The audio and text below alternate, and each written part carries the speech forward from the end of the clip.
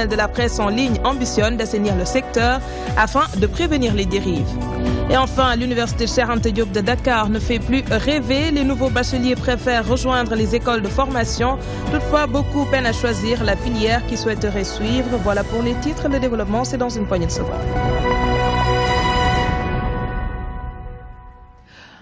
La cérémonie de remise de prix au concours général, c'était ce matin. L'école Mariam Abba de Gorée se distingue de fort belle manière.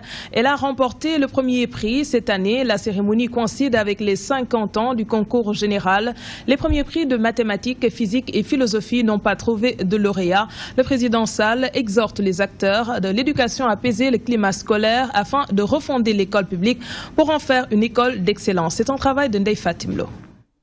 La cérémonie de distribution des prix au concours général de cette année est organisée dans un contexte particulier. Elle coïncide avec les 50 ans du concours. Celui-ci est un baromètre de la santé du système éducatif du Sénégal. C'est aussi une occasion de réfléchir sur des questions d'actualité, d'où le thème de cette année, l'éducation comme rempart à l'extrémisme et au radicalisme. Le radicalisme et l'extrémisme voilent la lumière de l'esprit vivifié par le savoir. Dès lors, nous pouvons nous poser la question de savoir dans quelle mesure, avec quels moyens et jusqu'à quel niveau l'éducation peut-elle servir de bouclier contre le dépérissement des valeurs engendrées par l'extrémisme et le radicalisme.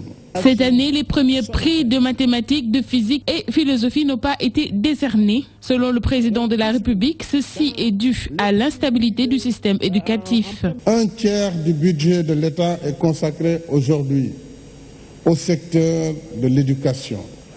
Il est donc temps d'apaiser le climat social de l'école aux perturbations qui engendrent les contre-performances de notre système scolaire.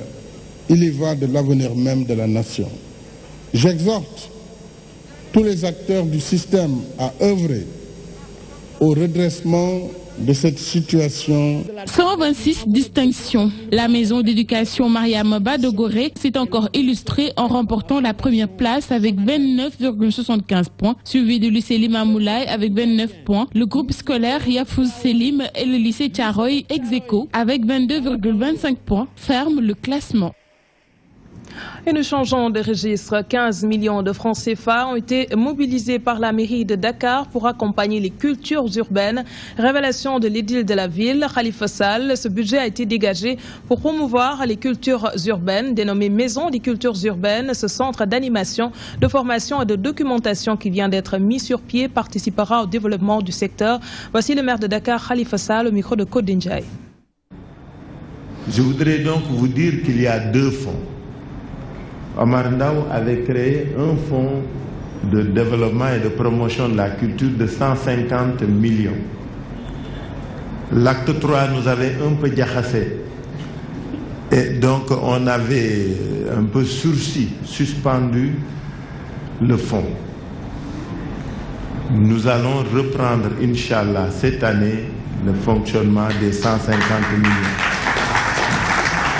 Parce que ce fonds de 150 millions a permis de financer des initiatives qui ont été primées par Cannes et par Ouagadougou. Des films ont été financés et ont été primés à Ouagadougou ou sélectionnés à Cannes. Et ce fonds de 150 millions est géré par les acteurs culturels. Aucun politique, aucun élu n'y siège. Ce sont les acteurs culturels qui gèrent les 150 millions. Inch'Allah, nous allons le reprendre. Le fonds que vous venez de créer, il est de 10 millions. J'y mets 10 millions, ce sera 20 millions. Ce sera 20 millions qui vient en sus de la subvention, bien sûr. Le maire de Dakar regrette le départ de Nafi Ngom Keïta de la tête de l'OFNAC. Selon lui, la présidente sortante de cet organe de contrôle a fait preuve de responsabilité et d'engagement durant son mandat. Sur la suspension de l'inspecteur des impôts Ousmane Sonko, le secrétaire national à la vie politique du Parti socialiste salue le courage politique du leader de PASTEF. Khalifa Sall soutient avoir beaucoup d'estime à son égard. Les précisions de Côte Ndjaye. Le maire de Dakar rend hommage à l'ancienne patronne de l'OFNAC. L'édile de la ville de Dakar a magnifié le sens de la responsabilité dont Nafi Ngom Keïta a fait montre à la tête de ce corps de contrôle. Mais je voudrais quand même rendre hommage à Madame Nafi Ngom Keïta. C'est une grande dame, dame de valeur, de rigueur et dame de courage, qui a, dans toutes les responsabilités qui ont été confiées, lui ont été confiées au niveau de l'État, fait preuve de grande responsabilité. C'est un hommage que je voudrais lui rendre au nom de tous ceux qui l'ont connue, mais qui l'ont vu travailler. Celle qui la remplace, je ne la connais bien, je ne la connais pas bien. Elle a une réputation qui la précède, de dame rigoureuse aussi. Nous ne pouvons que lui souhaiter bon vent. Autre question abordée par le maire socialiste, la suspension du leader du PASTEF. Khalifa Sall estime que l'homme parle en connaissance de cause. Si un fonctionnaire pense qu'il doit sortir de son devoir de réserve et qu'il le fait, je pense que c'est en toute responsabilité. Ousmane Sonko est quelqu'un pour qui nous avons beaucoup de respect. Parce que c'est un homme de foi qui parle avec tellement de force qu'on se dit et qu'on sent chez lui que ce qu'il dit est vrai. En tout cas, il sait de quoi il parle. La décision est une décision administrative. Elle est basée sur quoi? Il faut comprendre. Vous savez, il ne faut jamais parler de choses qu'on ignore ou qu'on ne maîtrise pas. Je ne connais pas la nature de la décision de l'autorité administrative. Je n'en connais pas les soubassements, mais l'homme politique Ousmane Sonko, parce que c'est un homme politique, c'est quelqu'un pour qui on a beaucoup d'affection et beaucoup de respect. Le maire de Dakar s'est toutefois gardé de commenter les décisions administratives prises à l'encontre des deux fonctionnaires. En voilà d'autres qui fustigent la suspension de l'inspecteur des impôts Ousmane Sonko par les autorités. Il s'agit du parti Les Démocrates Réformateurs, Yessal. Les camarades de Modou Diagne Fada ne digèrent également pas le limogeage de Nafi Ngom Keïta de l'OFNAC. Selon eux, l'ex-patronne de cet organe de contrôle faisait un bon travail. Par ailleurs, les Démocrates Réformateurs annoncent l'ouverture prochaine de leur siège situé sur l'avenue Cheikh Anta Diop. Ils l'ont fait savoir face à la presse et c'était en présence de Abigail. La décision des autorités de suspendre l'inspecteur des impôts et domaines, Ousmane Sonko, de ses fonctions est injustifiée. C'est l'avis des démocrates réformateurs. LDR-YSL dénonce la suspension de l'inspecteur Sonko. Suspension qui ne s'explique pas parce que tout simplement, à notre connaissance, l'inspecteur Sonko n'a fait qu'analyser des résultats ou bien des informations déjà existantes dans les réseaux sociaux et au niveau des sites du gouvernement. Fada et compagnie dénoncent également le limogeage de la présidente de l'OFNAC, Nafi Ngom Keïta. LDR-YSL dénonce le limogeage de Nafi Ngom Keïta qui, pour les démocrates réformateurs, faisait un bon travail.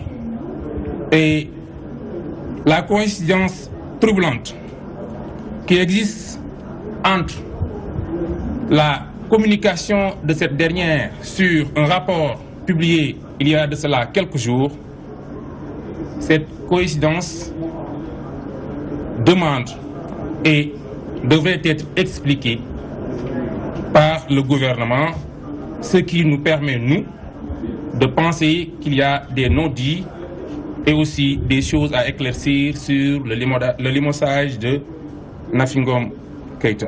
En comité directeur ce mercredi, les démocrates réformateurs LDR-YSL se sont indignés des attentats terroristes notés dans le monde. Ils ont en outre annoncé l'ouverture prochaine de leur siège situé sur l'avenue Cheikh Anta Diop. Je vous le disais en début d'édition, les acteurs de l'association des éditeurs et professionnels de la presse en ligne vont mettre sur pied un projet de labellisation doublé d'un cahier de charges. L'objectif visé à travers cette trouvaille est d'assainir le secteur de la presse en ligne. Ce projet, perçu comme un complément du code de la presse par les membres de l'organisation, se veut partie intégrante du DICODE. Elhaj Moussabé nous en dit plus. Un projet de labellisation pour une rationalisation des sites d'information au Sénégal. C'est toute la motivation des acteurs de l'association des professionnels de la presse en ligne.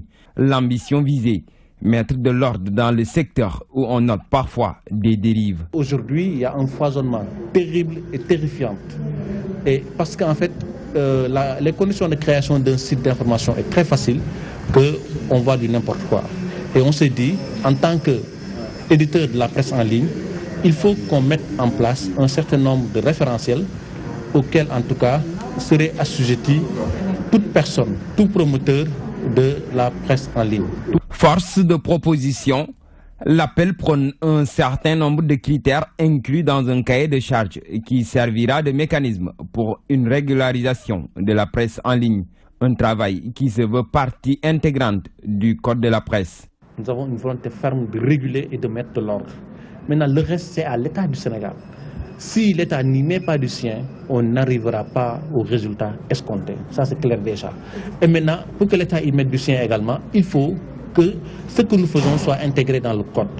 Le code, une fois que c'est validé, nous nous battrons pour que ce code-là soit appliqué en toute rigueur.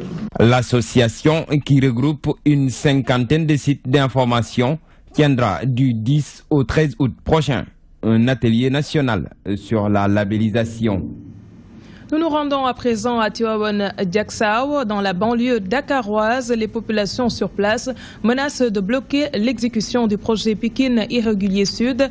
Elles ne veulent pas quitter les lieux et réclament d'abord un site de recasement avant toute idée de déguerpissement. Ces habitants n'excluent pas de déverser leur colère dans la rue pour se faire entendre. Sur place, nous retrouvons Abdoulaye Wanyanga. La réalisation de grands travaux est prévue dans la commune de Tivaouane-Diacksao dans le cadre du projet Pikine Irrégulier Sud. Un déguerpissement d'une partie des populations est nécessaire pour que le travail puisse démarrer. Mais les populations ne veulent pas quitter les lieux sans qu'elles ne soient d'abord indemnisées. C'est de l'anarchie. On ne peut pas acheter sans se présenter sur un terrain que par un plan falsifié qui met des ordres, etc., qui ne sont pas vraiment très religieux, mettre sur le dos des paisibles populations vraiment de l'anarchie. Ces populations sont confrontées également à un problème de litige foncier. Elles accusent certains spéculateurs fonciers de vouloir s'accaparer de leurs maisons. Elles avaient d'ailleurs porté plainte et l'affaire est déjà pendante devant la justice.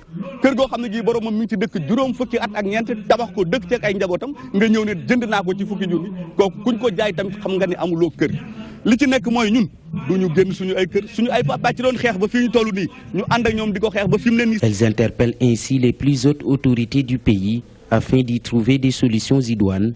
En dépit de ça, elles n'excluent pas de descendre dans la rue pour obtenir gain de cause. L'appel solennel que nous faisons et que nous réitérons est qu'ils nous reçoivent et nous aident à entendre vraiment le cri de cœur des Diamaguenois et de mettre fin à ça.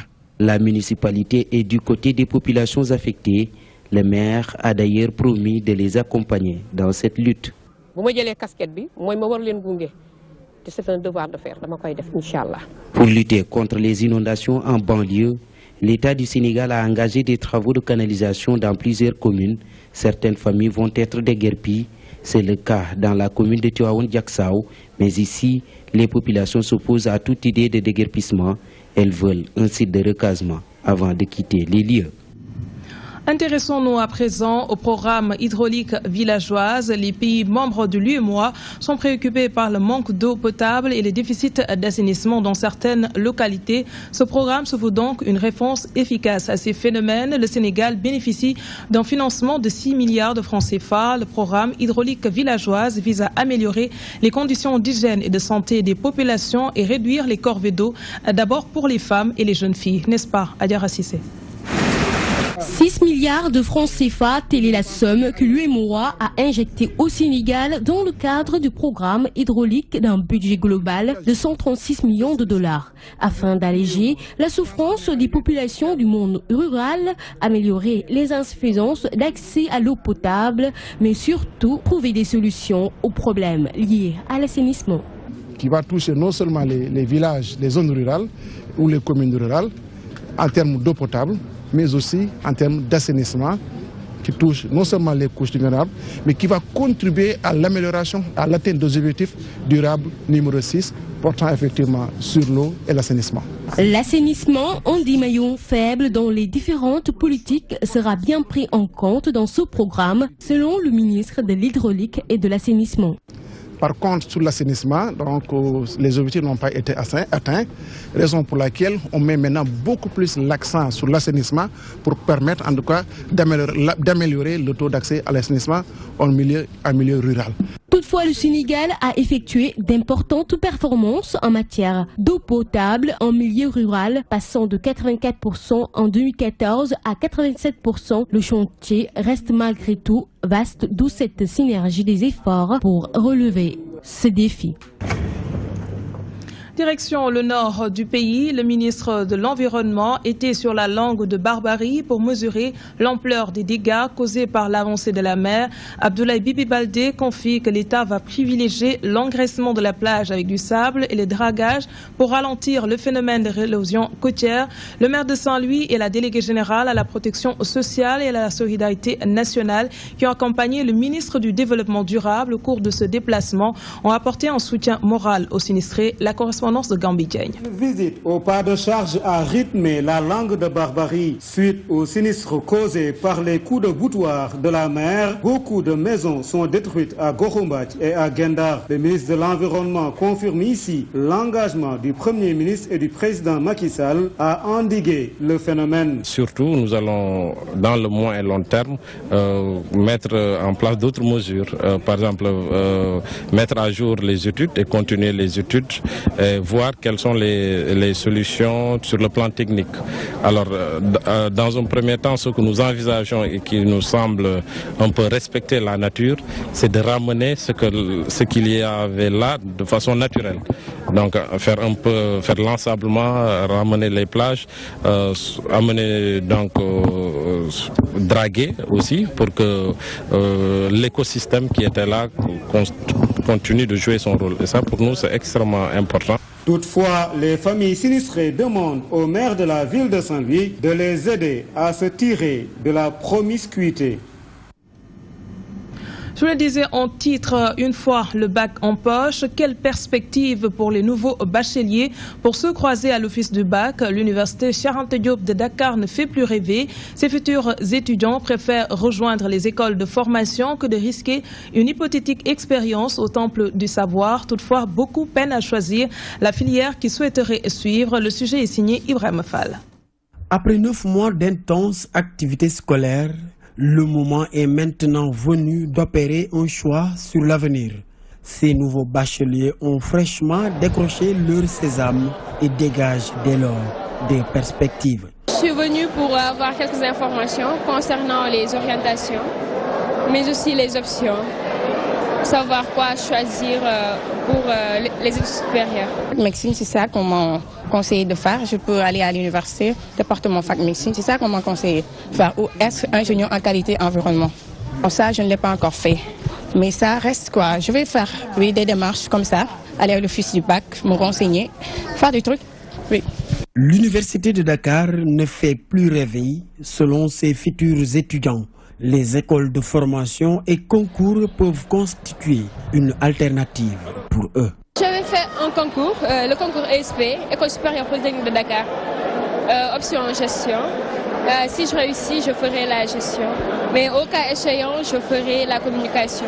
Parce qu'on me dit souvent que j'ai le profil et aussi que je réussirai dans ce domaine. Le diplôme universitaire est bon pour plein de choses qu'on peut faire dans la vie. C'est reconnu partout dans le monde et c'est là-bas que je vais aller comme ça. Oui. Nombreux sont des nouveaux bacheliers dubitatifs de leur avenir après les perturbations qui ont secoué les universités publiques. Toutefois, ces futurs étudiants lancent un appel aux autorités pour plus de considération pour l'école. Nous en venons à la page sport et nous parlons de la finale de la Coupe du Sénégal de football. La fédération a remis une enveloppe globale de 4 millions de francs CFA aux finalistes cadets et seniors, somme en guise de soutien à 48 heures de ce rendez-vous.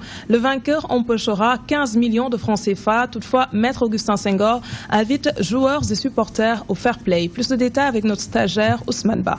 La Fédération sénégalaise de football a offert une enveloppe de 4 millions de francs CFA aux 4 clubs finalistes de la Coupe du Sénégal. 3 millions de francs CFA pour les seniors et 1 million de francs CFA pour les juniors. Selon le président de la fédération, cette somme permettra à ces clubs de mieux préparer la finale prévue ce samedi. C'était l'occasion pour nous de les accompagner en leur remettant des chèques de l'ordre de 3 millions pour chaque finaliste senior et de 1 million pour chaque finaliste junior. C'était l'occasion aussi de leur présenter les trophées de cette finale. Donc d'abord un magnifique trophée de la finale senior doté du parrainage du chef de l'État, donc du président de la République, et il nous paraissait important pour cette année de choisir un trophée à la dimension de l'événement, mais aussi à la dimension du parrain. Pour le chargé de communication de Niary Tally, cet argent qu'ils ont reçu pourrait leur servir à renflouer un tant soit peu les caisses des clubs. Pour une bonne organisation, il faut déjà, vous savez qu'on avait un budget qui était prévu de 29 millions. Donc si on apporte 3 millions de la fédération, ça va nous permettre d'essayer de participer à boucler notre budget. Donc ça reste toujours important. Toutefois, le président invite les supporters au fair play et à venir massivement participer à cette fête du football qui est une fête pour tout le Sénégal. Nous souhaitons au bas mot avoir 35 à 45 000 spectateurs pour cette belle finale. L'affiche ne saurait être plus belle qu'une affiche qui oppose le Casa Sport et Niary Tally en senior et une autre affiche Casa Sport Jaraaf en junior. Si ces trois équipes ne mobilisent pas au Sénégal, plus aucune équipe ne mobilisera dans le football sénégalais. Nous pensons que cette finale est partie pour entrer dans l'histoire du football sénégalais. Cet argent que la Fédération sénégalaise de football a attribué aux 4 clubs finalistes va leur permettre de mieux préparer les finales de la Coupe du Sénégal, édition 2016. À Ziguinchor, les préparatifs de la finale de la Coupe du Sénégal vont bon train. Partout dans la ville, l'effervescence est grande et la population se mobilise derrière le Casa Sport pour une victoire dans les 2 finales juniors comme seniors. Sur place, nous retrouvons Mambite Yata. L'effervescence est particulière ces derniers jours à Ziguinchor. Dans les artères de la ville, les jeunes affichent des flyers partout, sur les motos, sur les voitures, distribuent des t-shirts et des drapeaux aux couleurs du Casa Sport. L'objectif, en quelque sorte, c'est juste pour motiver les populations. On veut aller prendre la coupe. Le Casa est sur 2 affiches. Donc, s'il plaît au bon Dieu, nous allons aller à Dakar récupérer les 2 coupes et l'amener ici à Ziguinchor, Inch'Allah. Route vers la finale, les activités se multiplient dans la capitale du Sud. La Casamance toute entière est debout comme un seul homme derrière l'équipe Fagnon pour remporter le trophée de la Coupe du Sénégal. Les activités se multiplient de part et d'autre. La finale, c'est l'affaire de tous. Aujourd'hui, ces demoiselles, ces jeunes sont en train d'afficher sur tout ce qui bouge, les véhicules, les motos, les personnes, mais aussi les murs, les pans, qui sont en train d'afficher ce slogan « Allez Casa » pour inviter toute la région à supporter l'équipe Fagnon qui va encore une fois en finale de Coupe du Sénégal. Comme à ses habitudes, le comité Allez Casa promet une mobilisation exceptionnelle le 30 juillet. De l'ambiance, il y en aura dans les gradins. Nous sommes fin prêts parce que nous sommes habitués à le faire. Il suffit, comme je l'ai dit, de claquer les 2 mains pour que tout se mette dans les rails. Contre la GIA en 1979 était plus dur que contre Niary Tally. Niary Tally, c'est peut-être qu'un quartier de Grand Dakar. Alors que je dis que j'ai paralysé toute la région de Dakar, toutes les communes, tous les départements, toutes les régions. Il y a un comité Allez Casa. Je ne pense pas qu'il puisse être plus nombreux que le comité Allez Casa. Le Casa Sport qui est sur 2 affiches en junior et senior met tous les atouts de son côté pour remporter les 2 finales et amener les trophées en Casamance pour une fête exceptionnelle de Djogé à Gouloumbou. Et c'est ce qui met en terme à ce journal. Merci de l'avoir suivi. Merci également à l'équipe technique. L'info revient à 20h30 avec BBC Info. Passez d'excellents moments en compagnie de nos programmes.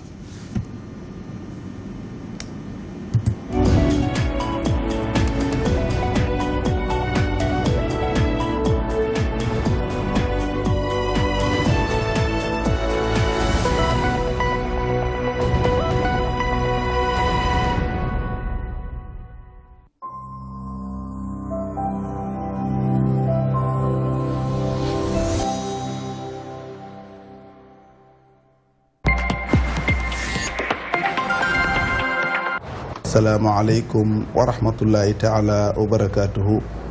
mbokki téléspectateur u Dunya TV ñu ngi leen di nuyu foo leen mën a nekk ci seen émission bii di majalisul ulama di jataayu borom xam-xam yi. xam ngeen ne fan yi yëpp coow daara yi bëri na wax ji bëri na ci tabarakallahu moom nag mu nekk koo xam ne def ci intellectuel boo xam ne da ciy investir xam lu bëri nag ci wàllu daara yi. daara mooy lan mooy école taataan xale yi fay dem di taataan xam-xam. ci soo taataan xam-xam ba dafa am leneen may defaat dina jàngal nga xam suñu borom subhanahu wa taala moo ko alxuraan xam lu ngay jaamee suñu borom subhanahu wa taala mais am na leneen muy def ci yow.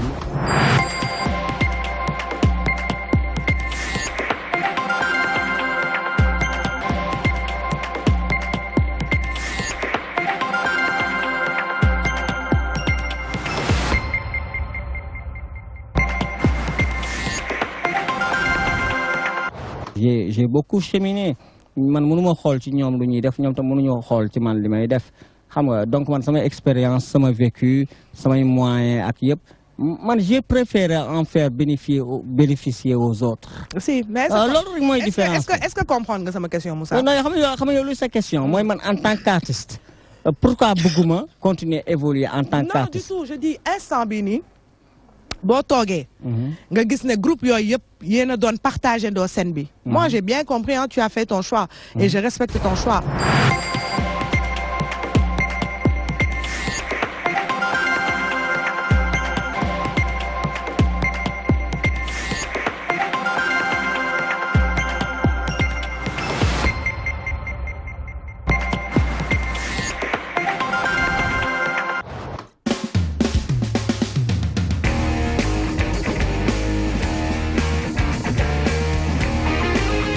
circuit de annexe du moteur bi li koy doxal yëpp nan lay doxee ndax moteur bi dina jël ndox moteur bi dina jël huile moteur bi dina jël courant moteur bi dina jël carburant muy essence wala muy gasoil loolu yëpp nag lan moo koy doxal ci moteur bi ci loolu la ñuy def émission tey mu nekk circuit annexe du moteur.